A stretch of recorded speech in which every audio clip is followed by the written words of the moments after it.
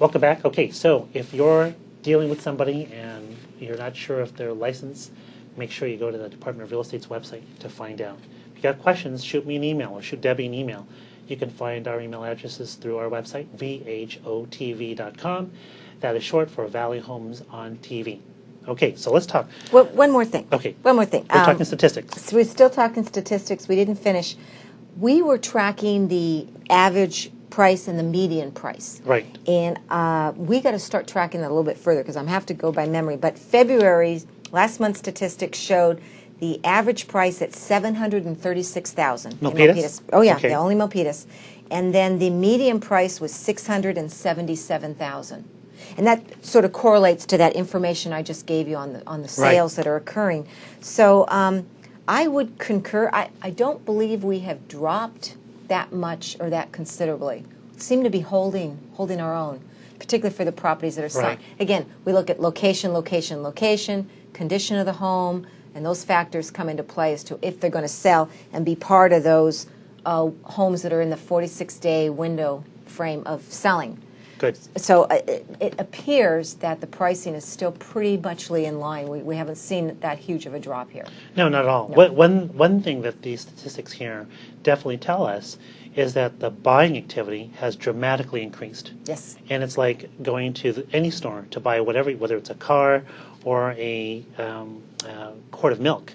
If the demand is all of a sudden there, something's likely to happen to the prices.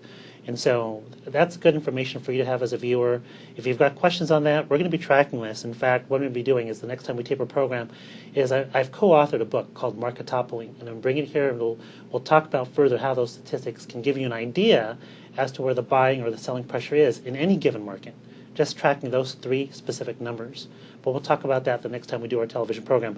What I do want to talk about next is for those areas of Silicon Valley or even California that are still experiencing the effects of this mortgage meltdown, short sales are the commonplace way of doing a transaction these days. And a short sale is, and everybody's got their own definition, but essentially it's when a homeowner owes more than the property is worth. They owe more than they're able to sell it for. So the only successful way of closing that escrow is by negotiating with the current lenders to accept the loss. It's called a short sale because the lenders are paid short the amount they owed. It's not called a short sale because it happens quickly. By any means, it's probably 3 or 4 times longer.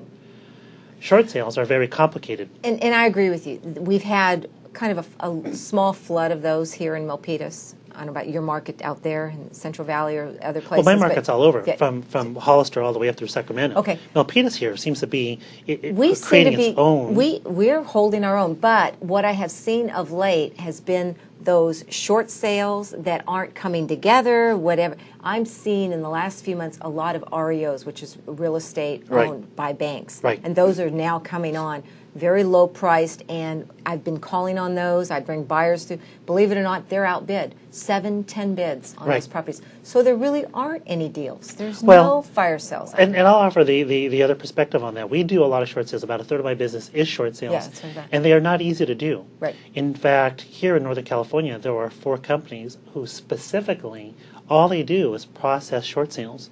And I'm glad to say it's a very unique way of selling real estate. it is, processing because real it estate. involves more than just selling the property. It involves negotiations with the current lender. Right. And I am happy to say that our closing ratio is probably one of the higher when it comes to short sales, even compared to companies that all they do is short sell. So that possibility is there. But on the other side of that is that it still leaves a large portion of homes that go into a short sale transaction that don't close and eventually become REOs. REOs and bank foreclosures. Now, I personally believe that each one of those animals has its own pros and cons. The traditional sale that doesn't have to be short sold has its own pros and cons. The same with the short sale, the same with the REOs. Correct. And we are seeing a growing number of properties become REO or bank owned.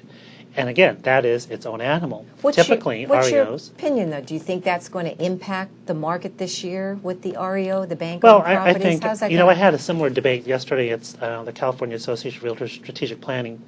One of the members of the committee argued that when you look at statistics, you need to pull out the short sales and the REOs because they don't truly reflect the market. I believe that they do affect the market because they affect consumer sentiment. No consumer will easily purchase any home at $600,000, which is not a short sale or an REO. when there are 20 short sales and REOs of the similar property, maybe 150,000 less. Now it becomes, what are the motivations of the buyer and the seller? Are they willing to wait it out to find out a response from a short sale, which instead of 30 days might take you 3 months to close escrow? An REO is quicker to close escrow, but it's priced so low you are competing with other buyers. So each one does have its... So it does have an impact. Oh, it does. It really does. But for the homeowner who owes more than the home is worth, who wants to throw their hands up in the air and say, you know what, forget it, I'm giving it back, they need to consider the fact that there are other options. One of them is a short refinance, where they can keep the home if the lenders agree to allow a refinance that is short the amount that's owed to the lender. A short sale, which allows them to sell the property, move to something different, perhaps rent for a couple of years and rebuild that financial nest egg. Right.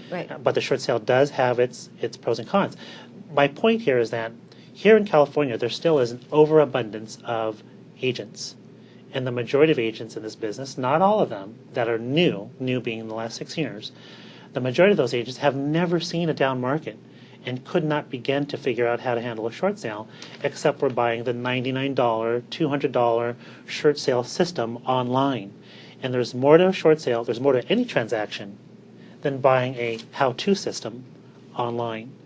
And so if you're in one of those situations, talk to your real estate professional. Talk to Debbie. Give me a call. Ask us the questions.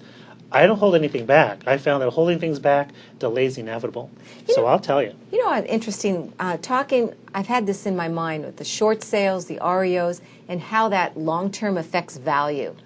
We need to bring an appraiser in here and on our show. We will. That would be great. That's a great suggestion. That's a great suggestion, and then we can go through that process of how those numbers fare into the value of homes in a certain area. I actually just had that situation. Had a listing. I have a listing, and we're looking at and there were 2 short sales. One was an REO bank-owned property, and so how that extremely impacted that homeowner's value, but yet in the long run, they had a great home, they had a good condition, and so I don't think it will truly impact it, but I would like to hear from the appraiser as to how their opinion is on that. And I'll take the other side of that coin. I think they do have an impact. I think they probably do. I think appraisers, it would be an interesting debate because I'm very strongly opinionated, having completed a certain number of short sales just in the last several months, and now still seeing the market heading in that direction.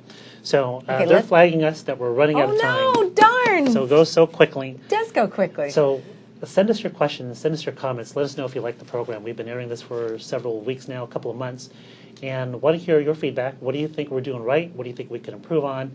I'm sure Debbie's doing everything right. I've got many things to improve on. But send us your comments, send us your questions, because we want to get those topics out here. We air 5 times a week, and our podcast, it's free. It's downloadable. It's at vhotv.com. Any last things you wanted to say? We've said it all, and you have a great week, and we'll see you next show. Okay. So for those of you out there, happy hunting as you look for your place to call home.